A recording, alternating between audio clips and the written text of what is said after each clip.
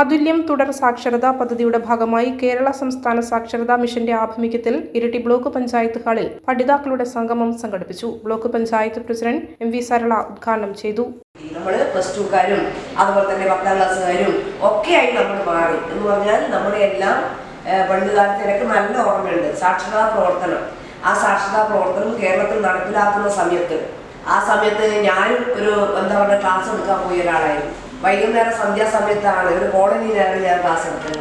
Colony എന്ന് പറഞ്ഞാൽ അത് പിന്നോക്കം നിൽക്കുന്ന ഉന്നതി പോലെ ഉള്ളതല്ല, സാധാരണക്കാരുള്ള 4 സെന്റ് ഭൂമി പഞ്ചായത്ത് പതിച്ചു കൊടുത്തെടുക്കുക, ചെറിയ ചെറിയ വീടെടുത്ത് താമസിക്കുന്ന ഒരു 5-8 കുടുംബങ്ങളുണ്ട്. അവിടെയാണ് ഞാൻ ക്ലാസ് എടുക്കാൻ പോയത്.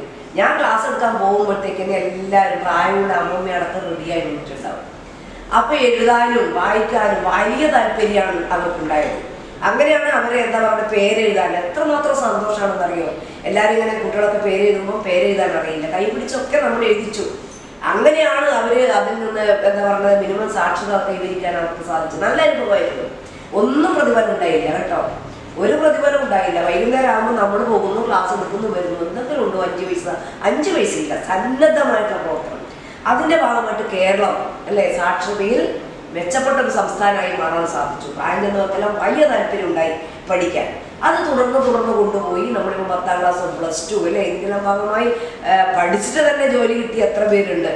അപ്പൊ അതൊരു പുതിയൊരു അനുഭവമാണ്. ജോയിന്റ് BDO രമേശൻ K സ്വാഗതം പറഞ്ഞ ചടങ്ങിൽ ആരോഗ്യ വിദ്യാഭ്യാസ standing committee chairperson Manisha PD അധ്യക്ഷയായി. Block panchayat vice president M Sumesh, വികസനകാര്യ standing committee chairperson C Shaima, Ajayan Payam, Velayudhan, advocate Manoj M Kandathil, Jijina A തുടങ്ങിയവർ ആശംസകൾ നേർന്ന് സംസാരിച്ചു.